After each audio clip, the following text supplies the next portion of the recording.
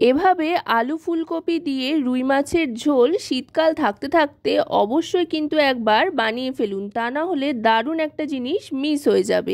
এর জন্য প্রথমেই রাফলি কেটে নেওয়া টমেটোর টুকরোটা মিক্সার জারে নিয়ে নিচ্ছি। এতে একটা গোটা টমেটো বেশ বড় সাইজের কেটে নিয়েছি, আর তার সাথে দিয়ে দিচ্ছি বেশ খানিকটা পরিমাণে কাঁচা লঙ্কা কুচি, আদা কুচি, আর নিয়ে নিচ্ছি রসুন।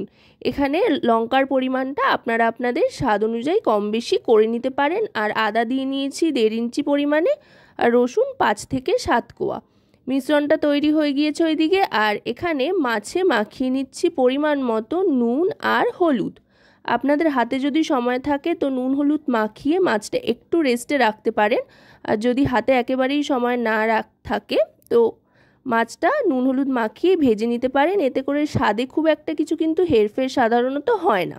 মাছে নুন হলুদ মাখানো হয়ে গিয়েছে, এবার ভেজে নেব। ভাজবার জন্য সাদা তেল গরম করে নিয়েছি, আর সাদা তেলে 1 চিমটে মতো নুন দিয়ে নিয়েছিলাম। এতে করে মাছ ভাজতে অনেক বেশি সুবিধা হবে, মানে মাছটা কড়াইতে লেগে ধরবে না আর কি। যারা রোজ রান্না করেন তাদের জন্য এটা নতুন কিছু নয়, তবে যারা নতুন নতুন রান্না করছেন তাদের জন্য এই টিপসটা কিন্তু খুবই কার্যকরী। এভাবে আপনারা করে দেখবেন মাছ কিন্তু লেগে ধরছে না। আর এই রেসিপির জন্য মাছটা কিন্তু খুব একটা কড়া ভাজা করলে চলবে না, হালকা ভাজতে হবে। মাছটা দেখুন মোটামুটি ভাজা হয়ে এসছে। ঠিক এরকম যখন একটা কালার চলে আসবে মাছে, তখন কিন্তু মাছটা তুলে নিতে হবে। আমি দুটো ব্যাচে সমস্ত মাছগুলোকে ভেজে নিচ্ছি। মাছ ভাজা কিন্তু আমার হয়ে গিয়েছে। আর মাছ ভাজা হয়ে যাওয়ার পর গ্যাসের ফ্লেমটাকে একটু লোতে করে দেব, তার কারণ এরপর একে একে আরও কয়েকটা জিনিস ভেজে নেওয়ার রয়েছে, সেই জন্য। দেখুন মাছ ভাজা তৈরি এখানে। এবার মাছ ভাজার তেলেই দিয়ে দিচ্ছি ডুমো ডুমো করে কেটে রাখা আলুগুলো। আলুটাও এবার ভালো করে ভেজে নিতে হবে। এই রান্নার জন্য কিন্তু আলু আর ফুলকপি দুটোই ভালো করে ভেজে নেব, তাতে করে রান্নার স্বাদ অনেক গুণ বেড়ে যাবে। আলুটা ভাজা হয়ে গিয়েছে। আলুটা অবশ্যই আগে ভেজে নিতে হবে, কারণ কিনা আলুর আগে যদি ফুলকপি ভাজতে দিয়ে দেওয়া হয় তাহলে কিন্তু ফুলকপিতেই সমস্ত তেল টেনে নেবে। তাই আলুটা আগে ভেজে নিয়ে তারপরেই ফুলকপিটা দেবেন, তাতে করে আলু ভাজার পর যেটুকু তেল থাকবে সেই তেলে ফুলকপিটা ভাজা হয়ে যাবে। আর খুব বেশি ফুলকপি এই রান্নায় ব্যবহার করছি না, অল্প করে ফুলকপি দিচ্ছি। তবে ফুলকপির সাইজগুলো একটু বড় রেখেছি, একটু বড় রেখেই কাটতে হবে, তাতে করে বেশ দেখতেও সুন্দর লাগবে আর মুখে বেশ ভালোও লাগবে খেতে। এবার ফুলকপিটা ভেজে তুলে নিচ্ছি। ফুলকপিটাও দেখুন খুব সুন্দর একটা কালার চলে এসছে। এবার ফুলকপিটা তুলে নিচ্ছি। ফুলকপি ভাজা হয়ে গিয়েছে। ফুলকপি তুলে নেওয়ার পর আরেকটু তেল কিন্তু অ্যাড করেছি, সাদা তেলই অ্যাড করেছি। তারপরে এতে ফোড়ন হিসেবে দিয়ে দিচ্ছি সাদা জিরে। জিরেটা একটু ভাজা হয়ে আসলে দিয়ে দিচ্ছি পেঁয়াজ কুচি। জিরে দেওয়ার পর পেঁয়াজ কুচি দিলে কিন্তু দেখবেন খুব সুন্দর একটা গন্ধ আসে। এবার পেঁয়াজ কুচিটাকে ভাজতে থাকবো গ্যাসের ফ্লেমটা মিডিয়াম টু হাইতে রেখে। পেঁয়াজটায় খুব সুন্দর একটা ব্রাউন কালার আসতে আরম্ভ করলে আর পেঁয়াজটা একটু নরম হতে আরম্ভ করলে দিয়ে দেব পরিমাণ মতো নুন। নুন এখনই একেবারে এতে দিয়ে দিচ্ছি পরিমাণ মতো। নুন দিয়ে আরও খানিকটা পেঁয়াজটাকে ভেজে নেব। এবার টমেটো, আদা, রসুন, লঙ্কা দিয়ে যেই পেস্টটা তৈরি করে রেখেছিলাম সেটা দিয়ে দিচ্ছি।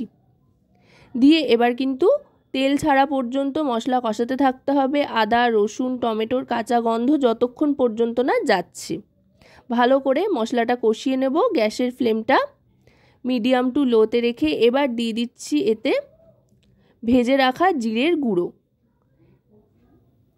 ভেজে রাখা জিরের গুঁড়ো দিলে কিন্তু দারুণ সুন্দর একটা গন্ধ আসে। এটা কিন্তু বাড়িতে তৈরি, আপনারা এর পরিবর্তে যে কোনো বাজার থেকে কিনে আনা জিরের গুঁড়োও ব্যবহার করতে পারেন, তাতেও খুব একটা কোনো সমস্যা নেই।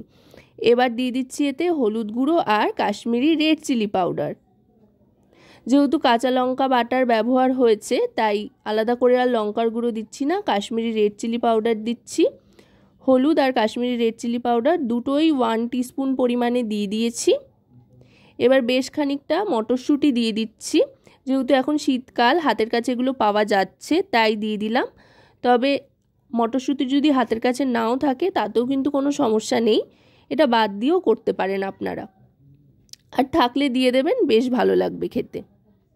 মটরশুঁটিটা মশলার সাথে বেশ খানিকক্ষণ ভালো করে কষিয়ে নেওয়ার পর এবার দিয়ে দিচ্ছি আগে থাকতে ভেজে রাখা আলুর টুকরোগুলো। আলুটা দিয়ে মশলার সাথে মিশিয়ে নেওয়ার পর দিয়ে দিচ্ছি ফুলকপিটা।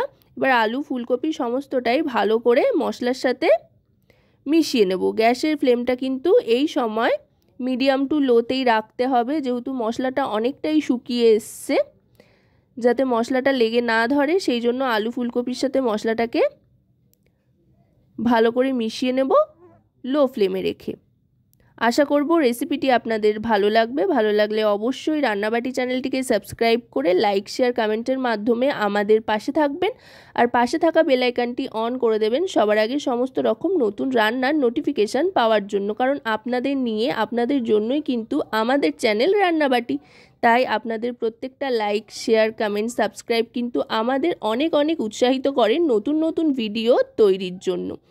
দেখুন এখানে আরেকটু জল দিয়ে দিয়েছি, যেহেতু আলু ফুলকপি ভাজা সমস্তটাই, তবে সেদ্ধ করব তাই সামান্য একটু জল দিয়ে এবার সবটা একধার করে নিয়ে লো ফ্লেমে রেখেই ঢাকনা চাপা দিয়ে দেবো। খুব বেশি সময় ঢাকনা চাপা দিয়ে রাখতে হবে না, 2 থেকে আড়াই মিনিট মতো ঢাকনা চাপা দিয়ে রাখার পর ঢাকনাটা সরিয়ে নিলাম। দেখুন রান্নার কালার কিন্তু একদম বদলে গিয়েছে, খুব সুন্দর একটা রং চলে এসছে আর অসাধারণ গন্ধও ছাড়ছে।